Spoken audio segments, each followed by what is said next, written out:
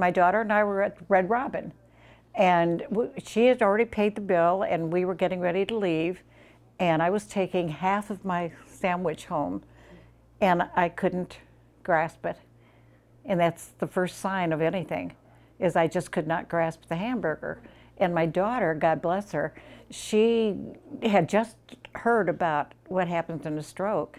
And so she rushed over to my side. And the next thing I knew, she was having them, one of the girls at Red Robin had to go out to her car to get her phone because she had left it out there. And she said, get my phone and call 911. And the next thing I knew, they were lifting me onto a gurney, I guess that's what you call it, and sitting in this ambulance with this going all the time. And I kept saying, I'm fine, I'm fine. But apparently I wasn't saying that. They say you have a slurring speech or something when you have a stroke. But I knew where I was, and I knew the EMTs. I had one sitting here at my side in the ambulance, and the other one was putting a IV in me. And I kept saying, why are you doing that? You know, but okay, so the next thing I remember is I'm going down the interstate, and they took me into a hospital. And all these people were rushing around at Fort Sanders, and they were all just rushing around like crazy. And I got mad at one nurse because she yelled at me, what's your name? And I thought, why is she yelling at me?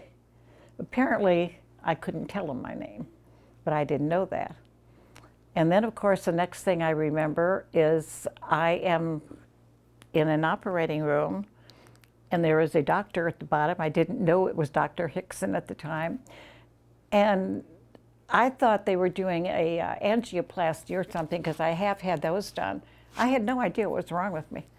So I tried to move, and I remember the doctor saying, no, not yet, not yet.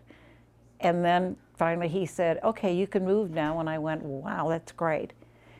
And the next thing I knew, I had my wonderful family around me, and it was over. And I didn't know I had had a stroke. Like I said, I thought it was something else. But when I got up into the, upstairs into the room, well, first they put me aside waiting for a room, and then all my family came around me. And then they took me up to the room, and I think one of the nurses or somebody had told me that I had a stroke. And that was the first I knew that I'd had that. And so when my family came in, I said, did you know I had a stroke? And they said, yes, Mom, you know, we knew. But I think they were happy and blessed the good Lord for me not having any after effects of it. And of course, I always thought when you had a stroke, they go into your head and you lose your hair and your scalp. But obviously, thank God for Dr. Hickson, he did the other procedure, which I never knew could have been done, and went in out here and actually had no pain, no bleeding, no nothing. So I felt wonderful after it.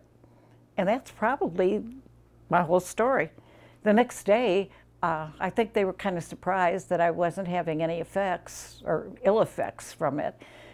And the next day, which was a Sunday, they released me within, I think it was almost 24 hours of when I had gone into the hospital. But that was because everybody at Fort Sanders, the EMTs, the people at Red Robin, everyone worked very, very quickly. So I thought, okay, why did God save me? And I thought, this is what he saved me for, to make other people aware, like I wasn't, of exactly what a stroke is. I thank God for saving me, for not taking me, or for not letting me have a speech impediment or some other form of impediment from having the stroke. And I want to make other people aware of it like I wasn't. And I'm 89 years old, so I should have known something about a stroke before this, but I didn't. I didn't know that there were no warning signs, like a heart attack or something else like that. But I went home that night and I said, why was God so good to me? Why did he save me? I've been blessed forever.